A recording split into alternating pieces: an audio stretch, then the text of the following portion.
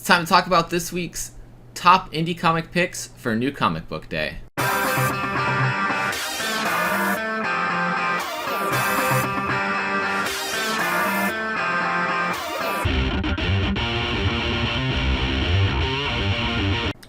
Alright, let's hop on in to the top picks this week. Before I get into the top 10 though, I do want to talk about a new manga that's coming out that I'm going to be picking up that I think is pretty interesting as well. So I figured I'd throw that in before my top 10, and that is Crazy Food Truck Volume 1. The owner of a food truck in a post-apocalyptic world nearly runs over a naked girl sleeping in the middle of the desert. When he gives her a lift, he inadvertently takes on her baggage too, an armed militia hot on her trail and her even more problematic appetite. If one doesn't take him out, the other surely will. Just seems like a wild story, and so I'm going to check it out. Rokuro Ogaki is the writer and artist of this, so looks pretty cool.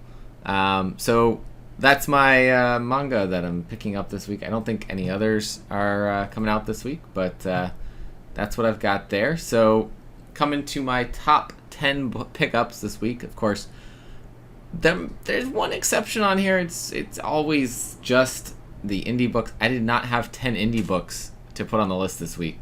So I have a Marvel book in here too, and we'll talk about it when we get there. So number 10 though this week, I have Life Zero number 4 from Ablaze Comics, written by Stefano Vietti with art by Marco Cicchetto. Thrilling new adventure drawn by the artist of Marvel Comics Devil's Reign, Daredevil, Marco Cicchetto.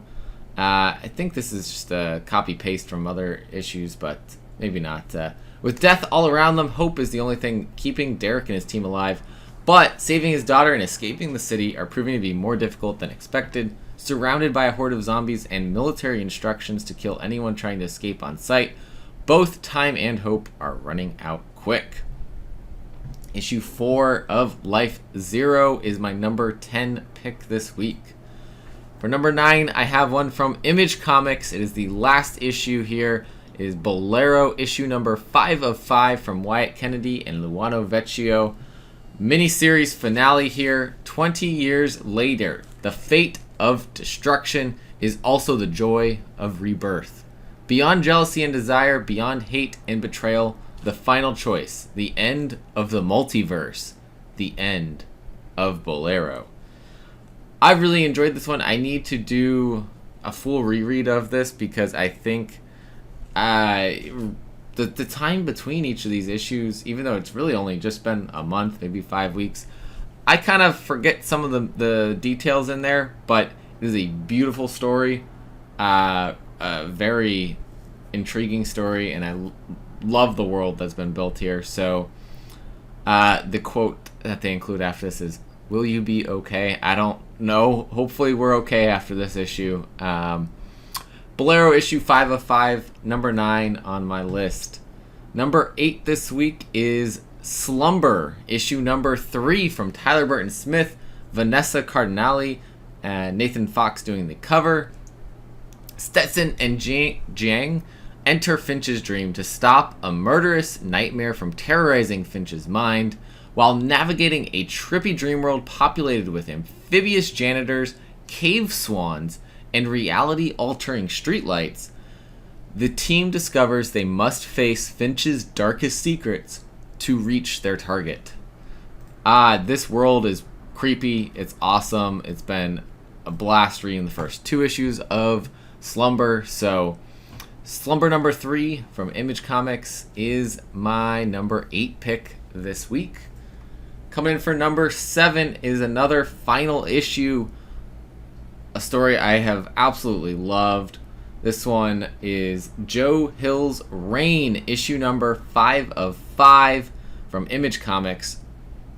Written by Joe Hill, adapted for the comics, co-written by David M. Booher, with Zoe Thorogood on the artwork. It is the finale of the miniseries. It's, of course, based off of Joe Hill's Reign novella. With Templeton and Mark at her side, Honeysuckle says a painful goodbye to Yolanda as they lay her to rest. Jackdaw Street is silent, The crystal rain has spread over the planet.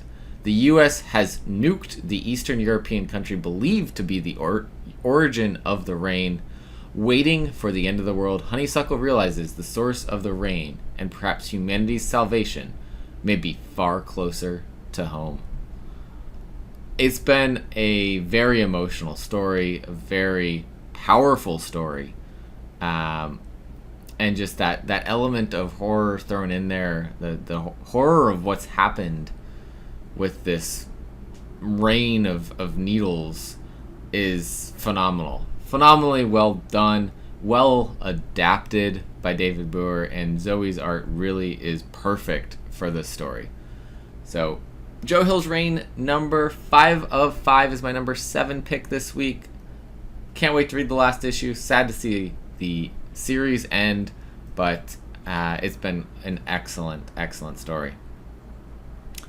Coming in next for the number 6 pick this week is actually in issue number 6. It is House of Slaughter number 6. House of Slaughter is back from James Tynion, Sam Johns, Werther Dell'Edera, Letitia Cadanici, and Raphael Albuquerque doing the cover A. Edwin Slaughter is one of the Scarlet Masks, the secret bookkeepers of the Order of St. George.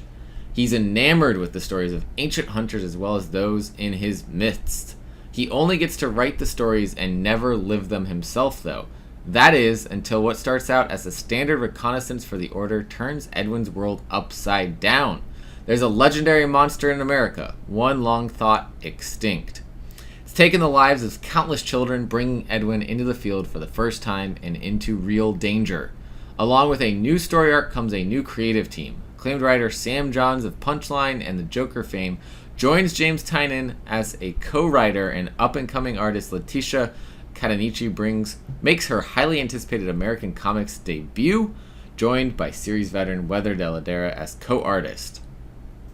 There is preview of this issue up on the Previews World website.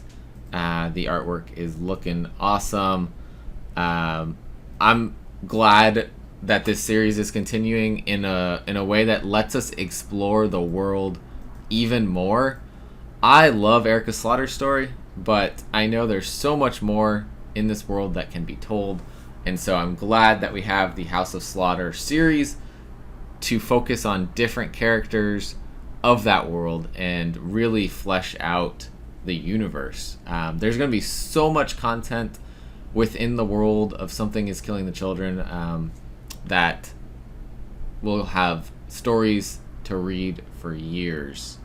And so House of Slaughter number 6 from Boom Studios is my number 6 pick this week.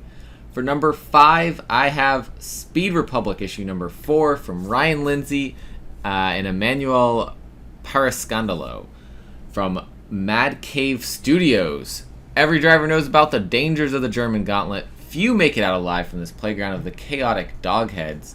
Seb and Shane must drive carefully as the finish line becomes a reality. Hidden within this treacherous landscape is Project Theremin, and it's going to change how the racers view the autocrat forever. It's a very interesting kind of post-apocalyptic world. The characters have been very interesting, but the world itself and this whole race to kind of become a part of the special elite people favored by the autocrat really has a Hunger Games vibe to it in a way, but a whole different story. And so really enjoying this one from Mad Cave Studios, and Speed Republic number 4 makes it to number 5 on the list. Number 4 this week is one from Aftershock Studios, and it's Kaiju Score, Steal from the Gods from James Patrick and Rem Brew. Stuck between a rock and a hard place, Michelle has taken another monster score. And while it's old hat for her, her new crew has no idea what they're in for. She's vowed to get them out of this mess, whatever it takes and whatever it costs her. A couple of familiar faces also pop in to lend a hand. Michelle is going to need all the help she can get. Issue 2, I loved issue number 1. I loved coming back to this world. Very excited to see what James Patrick does with the kaiju story this time and how this heist is going to go down in the middle of more kaiju action. So I think this is also planned for 4 issues, just like the first volume of Kaiju Score. So excited to see where the action takes us into issue 2 and what happens with the rest of the series. Kaiju Score, Steal from the Gods, number 2 from Aftershock Studios is my number 4 pick this week. Number 3, I Hate This Place, number 1 from Kyle Starks. Art by Artyom Topolin and Lee Lowridge. It's the series premiere for fans of Gideon Falls and homesick pilots. After inheriting a farmhouse, Trudy and Gabby are ready to start the next chapter of their lives together. Except it's already home to a mysterious force that's attracted to ghosts, aliens, and all kinds of supernatural beings for decades. Now Gabby and Trudy must play by the house rules in order to survive living among the most frightening creatures on Earth in this new series from Kyle Stark and Artyom Topolin. Also, previews pages up on the Previews World website. Lots of interesting, creepy looking things going on in these pages already from the previews.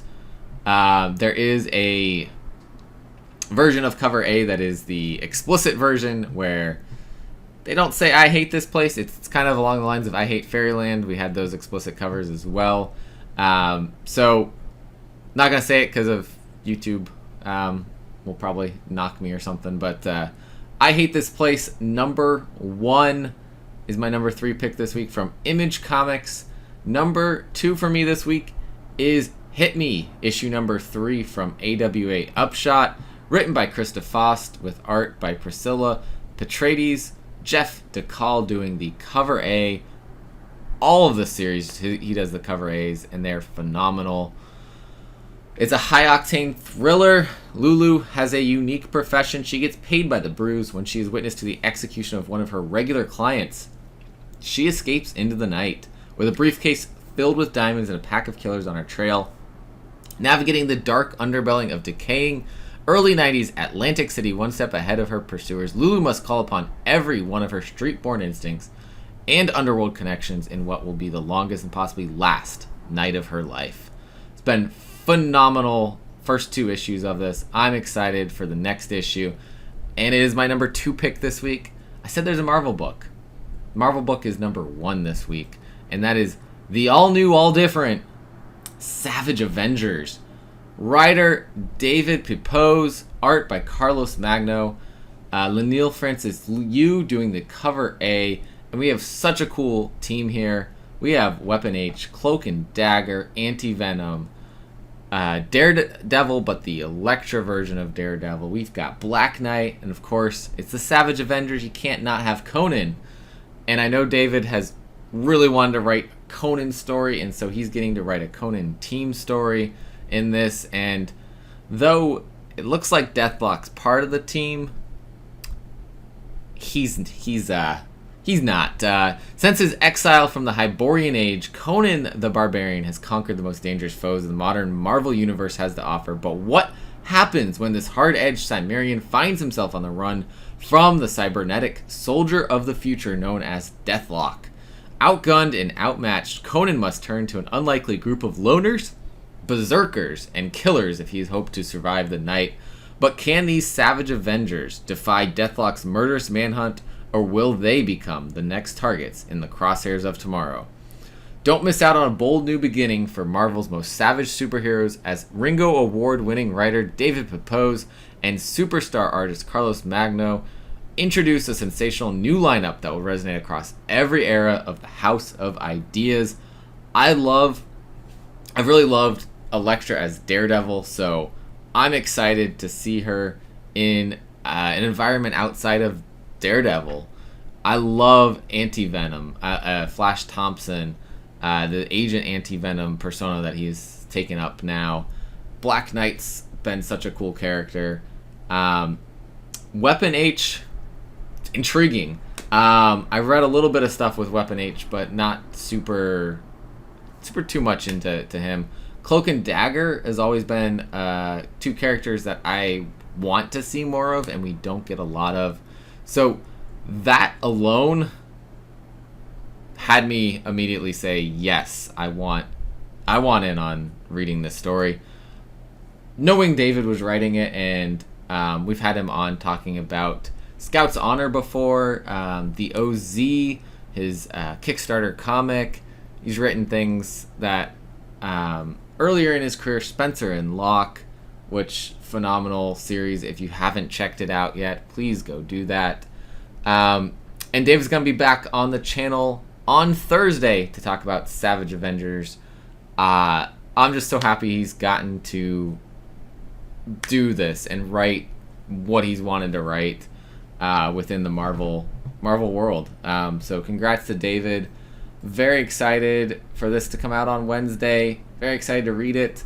And so this was the one, like, I need to not talk about an indie comic to fill that 10th spot. This has to be talked about because it's awesome. I want to see this series go for a while. There's some preview pages up, so go check those out if you're interested in what Carlos Magno's artwork is going to look like in here. It is awesome. It's gritty. Action looks awesome in it. And I will try to get a review to you guys first thing Wednesday morning. So be on the lookout for that. And that's it. That is my top 10 mostly indie comic picks for this week. So thank you guys for watching. As always, if you made it here and you're not subscribed, go hit that button, subscribe, hit the bell notification button so you'll know when we're dropping new videos. And as always, collect what you love. See you next time.